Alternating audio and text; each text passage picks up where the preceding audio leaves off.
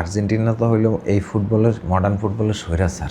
39 বছর বয়সে পেলে ম্যারাডোনায় হয়তো এটা করতে পারতেন না, যেটা মডার্ন ফুটবলে এসে মেসি করে গেছে। আর্জেন্টিনা যখন একেবারে স্বৈরাচারের মতো সব ফাইনাল খেলতেছে এবং স্বৈরাচারের মতো সব জিততেছে, তখন আপনার ওই কোশ্চেনটা এসে যায় যে তখন আপনার তার বিরুদ্ধে আসলে যত প্রকারের ব্যাকলেশ রাগ এই সব কিছু আসলে ওই অভিযোগটা দিয়েই একটা জায়গায় দাঁড় করানো যদি ফিফাই মনে হয় সব কিছু করতেছে। মেসি ইফেক্টিভ হবে, মেসি ইফেক্ট না আসলে তো আর্জেন্টিনার কোনো চান্সই নেই এই খেলায়।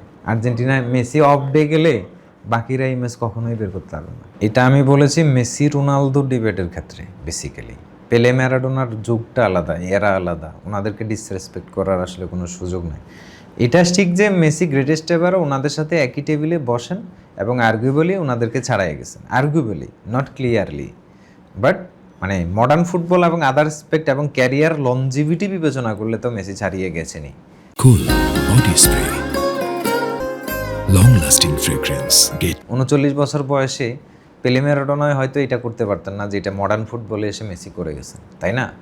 সো সেই অ্যাঙ্গেলগুলো থেকে বলা যায় যে মেসি ছাড়িয়ে গেছেন ওনাদেরকে। বাট ওনারা মেসির সাথে ওই সেম টেবিলেই বসেন, আর যুগ আলাদা। সো কম্পারিজনও আমরা ওইভাবে ভেবে চিন্তে দিতে হবে। বাট মডার্ন এই এরাতে, মেসি এরাতে আসলে আগামী 100 ইয়ার্স, 200 ইয়ার্স অ্যান্ড 300 ইয়ার্স আর একটা মেসি আসা পসিবল না। আর্জেন্টিনা তো হইলো এই ফুটবলের মডার্ন ফুটবলের স্বৈরাচার। ধরেন একটা টিম হারতেইছে না, অত এই ফাইনালটা হাইরা হয়তো তাদেরকে স্বস্তি দিতে পারেন। একটা টিম একের পর এক ফাইনাল খেলছে এবং একের পর এক ট্রফি ক্যাবিনেট করতেছে, একের পর এক ক্যাবিনেট ভরাইতেছে। ন্যাশনাল ফুটবলের এরকম ডমিনেটিং সাইড তো এই জেনারেশন আগে কখনো দেখে নাই। যারা এই জেনারেশনে ফুটবল দেখে 2002 থেকে যাদের ফুটবল দেখা শুরু, তারাও তো এত লনজিভিটিওয়ালা continuous national football dominating side দেখে নাই যে একের পর এক, দুইয়ের পর আর কেউ আসছে। দুইয়ে তো অনেকের জন্মও হয় নাই এই জেনারেশনের। সো আর্জেন্টিনা যখন একেবারে স্বৈরাচারের মতো সব ফাইনাল খেলতেছে এবং স্বৈরাচারের মতো সব জিততেছে, তখন আপনার ওই কোশ্চেনটা এসে যায় যে তখন আপনার তার বিরুদ্ধে আসলে যত প্রকারের ব্যাকলেশ রাগ এই সব কিছু আসলে ওই অভিযোগটা দিয়েই একটা জায়গায় দাঁড় করানো যদি ফিফাই মনে হয় সব কিছু করতেছে।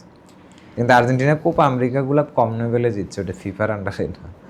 মেসি যদি আজকের ফাইনাল ম্যাচ শেষে যদি অবসরের ঘোষণা দিয়ে দেয়, অবাক হবেন? না, অবাক হওয়ার কিছু না। আমি তো চাই দিক, বা দিবে না ঘোষণা এটা নিশ্চিত। জিতে গেলে দিয়ে দিতে পারে, কিন্তু জিতে গেলে আর্জেন্টিনার টিমমেটরা তারা ছাড়বে না। এই সিদ্ধান্ত সে নিতে চাইলেও বলবে যে নিয়েন না। 28 হয়তো, কারণ 28 পর্যন্ত তার ইন্টার মায়ামিতে কন্ট্রাক্ট আছে।